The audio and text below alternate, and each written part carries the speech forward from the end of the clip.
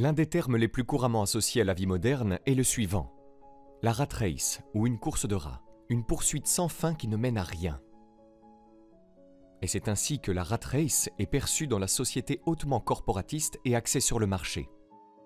Une poursuite constante de l'amélioration de votre niveau de vie et un effort pour gagner toujours plus. Et nombreux sont ceux qui qualifient cette quête de futile, car la plupart d'entre nous ne gagneront jamais les sommes nécessaires pour mener un style de vie somptueux sans craindre de manquer d'argent. En bref, la plupart d'entre nous ne seront jamais millionnaires. Juste avant de rentrer dans le vif du sujet, assurez-vous de vous abonner à la chaîne pour ne pas louper les prochaines vidéos. Et n'oubliez pas de récupérer notre guide gratuit pour apprendre à générer vos premiers 200 € par mois sur Internet en cliquant sur le premier lien dans la description sous cette vidéo. Il est donc inutile de passer toute notre vie à travailler dur pour augmenter notre niveau de revenu, car nous n'en aurons peut-être jamais assez. Mais il y a aussi ces personnes riches et célèbres qui en avaient assez et qui l'ont quand même perdu. Et puis ceux qui sont condamnés pour des millions de dollars d'évasion fiscale. Une question se pose alors.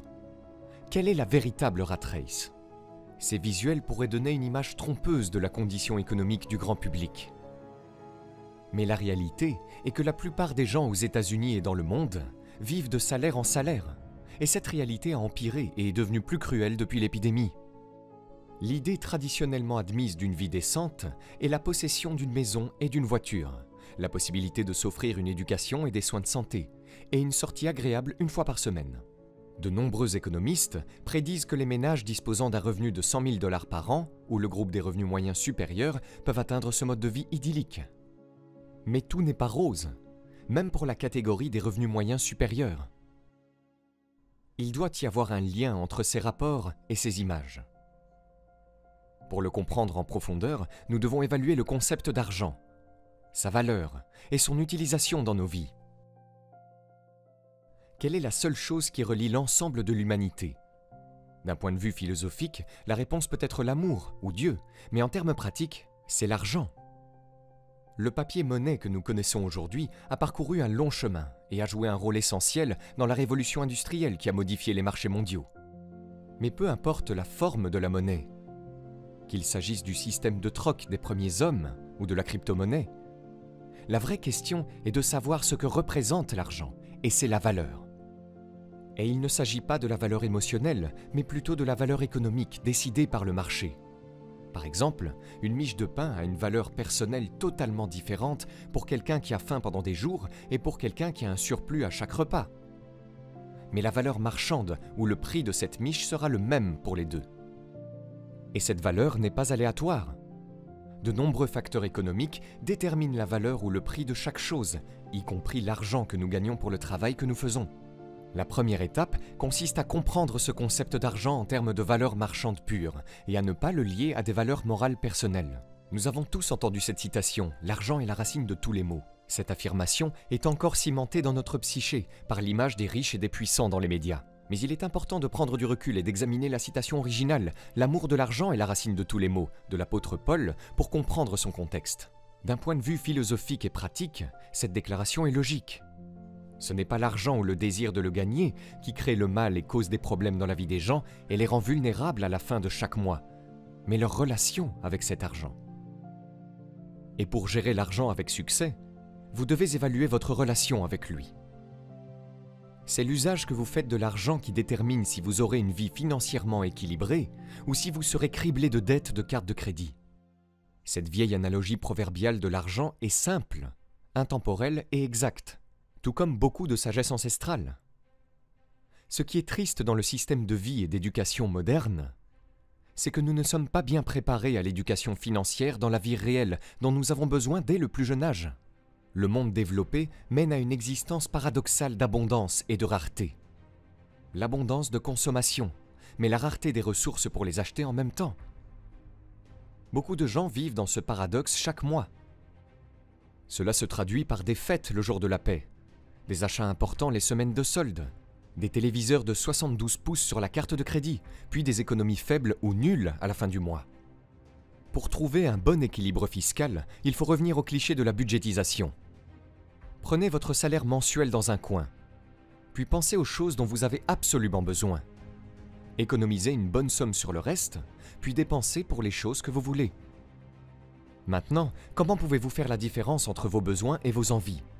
Une technique très simple pour identifier vos besoins pourrait être n'importe quel produit que vous achèteriez, même si vous n'avez jamais vu de publicité pour celui-ci.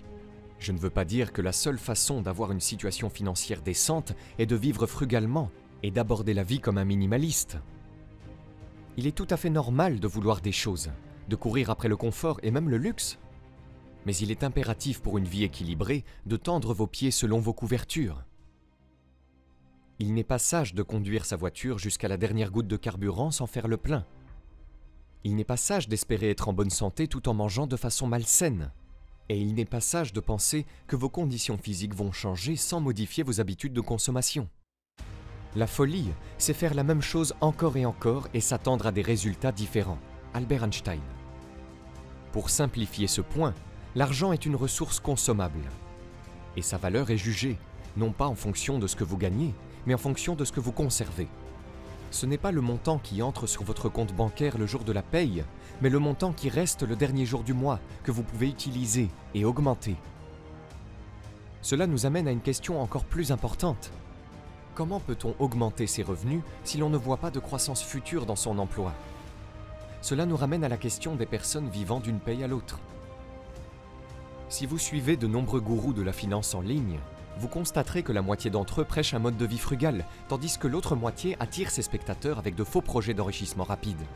Les médias vilipendent les emplois réguliers de 9 à 5 sans se rendre compte qu'ils sont nécessaires tant pour les personnes qui y travaillent que pour la société en général. La raison de cette campagne volontairement ignorante est la relativité. La plupart des gens sont frustrés par leur emploi et veulent changer rapidement leurs conditions financières. Ainsi, la simple règle de l'offre et de la demande donne naissance à un grand nombre de ces gourous de l'auto-assistance qui donnent des réponses faciles que la plupart des gens peuvent digérer. Mais il faut comprendre qu'il n'y a pas de raccourci pour réussir. C'est ce qu'est la véritable rat race. Le fait de ne pas travailler régulièrement, de courir après le confort ou le luxe, mais de ne pas bien le planifier et de faire la même chose encore et encore, en s'attendant à un résultat différent. Alors, quelle est la solution à ce problème? Tout comme l'argent que nous dépensons, l'argent que nous recevons ou gagnons a aussi une valeur. Il s'agit de la valeur basée sur notre capacité de production dans un emploi rémunéré à l'heure. Plus nous consacrons d'heures à la production, plus nous gagnons d'argent.